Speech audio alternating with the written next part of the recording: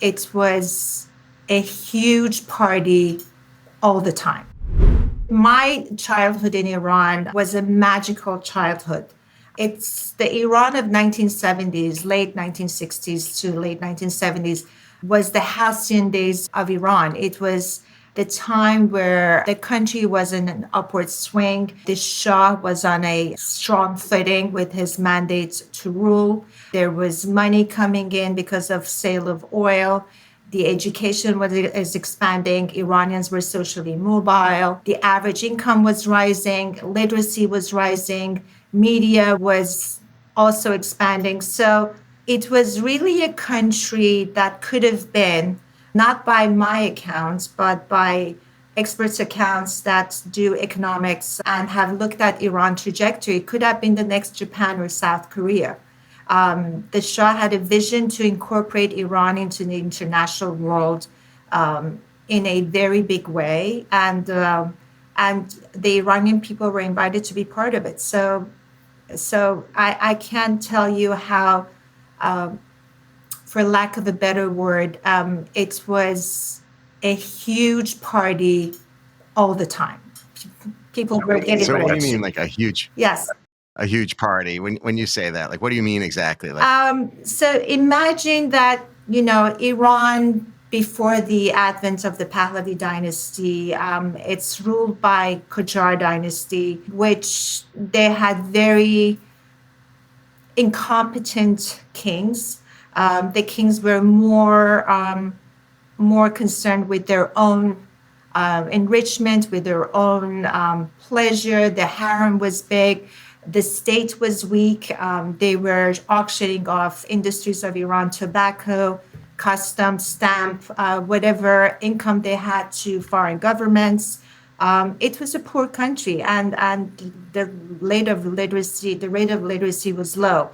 So in comes the Reza Khan, which at the time was a military person, and he organizes a coup, ousts the last Qajar dynasty, and puts Iran on the trajectory of modernization. So in 1925, when he's reigned the first Pahlavi king, Iran is this stagnant, dark, almost desolate place that has wonderful potential, but none of that was realized under the Qajar dynasty. And he was determined to make Iran a modern country. So in the 15 to 16 years until his ouster in 1941, Iran does start to open up to become more European. The Americans were not that involved in the Iranian modernizing scheme. And, that was the message that stayed with Mohammad Reza Shah Pahlavi, the second Pahlavi Shah, the one that was ousted in 1979. And it became his obsession to make sure that his country is on par with the major industrial countries of the world. So you can imagine when I say it was a party, I said, for the lack of a better word, it's not a very political word to use, but it was this sense that anything is possible. there was an exuberance, right?